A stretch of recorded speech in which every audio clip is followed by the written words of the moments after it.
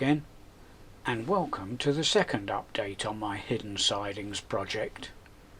Before starting the main tasks this time, I thought I'd better do a little more work on the exposed wiring. Fairly obviously, it seemed a better idea to tidy up the wiring before commencing on any scenic work. Firstly, the wiring under the second white box was moved rearwards and is now out of sight.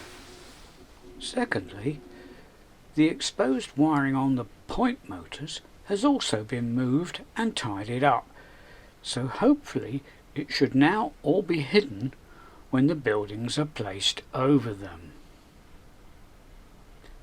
Not the most exciting of intros to a video, but stay with me, it does get more interesting. As you can see, I have been busy since the previous update, and all the track work on the hidden section has now been ballasted. Before starting this, I thought I would take a look at a previous video I had made when I ballasted the front half of the layout. The idea was to see how I did it then and possibly adopt the same methods this time. I must say I had forgotten just how much of a pickle I got myself in back then. I hadn't watched the video in the 4 years since it was made, and it is a very amusing watch. If you want a good laugh, click on the box on the screen above. Apparently it took 3 months for the glue to finally set and the baseboard to completely dry out. So best not to make the same mistakes again then, eh? So I did exactly the same this time as I did then. But this time everything worked, and all was completed in 3 days, not 3 months. Firstly, the point motors were covered up. I used those small plastic coin bags you used to get when we still had banks on the high street. The point blades were also protected by simply covering the movable parts with insulation tape. The whole of the track work was then sprayed with rail match sleeper grime. Some of the sides of the rails were not completely covered, so the missed parts were simply brush painted with some more sleeper grime. Woodland Scenic's ballast, left over from last time, was used, mainly medium size, but also some fine size. Grey blend and dark brown colours were used, mixed in various combinations. I wanted the main running lines to look in better condition than the sidings, so a greater proportion of grey ballast was used here. For the sidings, more brown ballast was used to represent a more neglected look.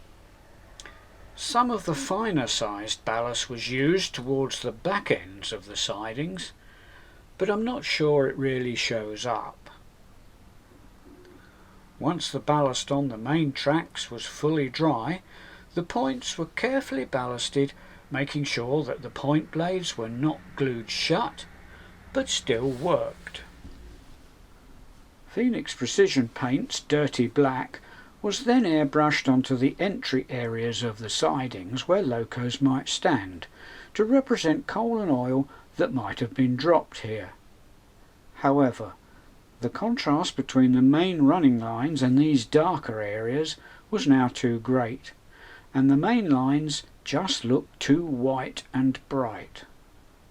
So it was necessary to get the airbrush out again. The whole of the track work was once again airbrushed with sleeper grime, but this time very sparingly, so that the sidings still remained a darker colour than the main running lines. For once I didn't overdo the airbrushing, and I'm now pleased with the results.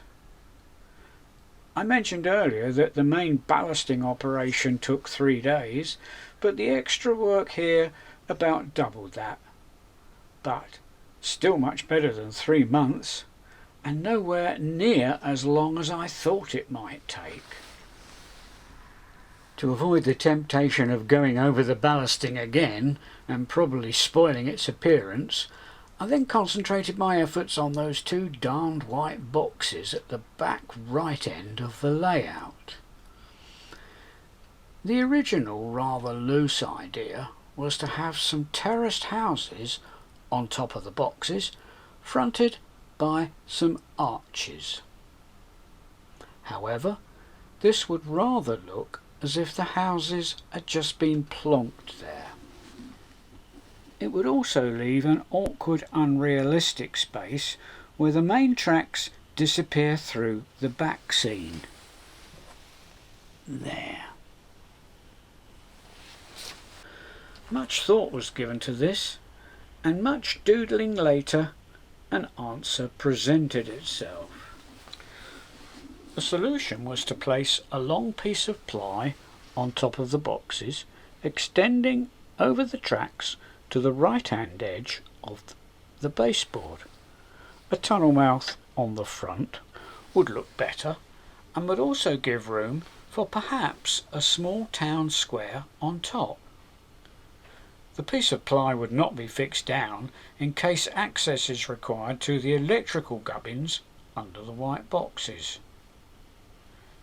Coincidentally, the very same idea was suggested by one of my subscribers, so at least 2 of us think it's a good idea.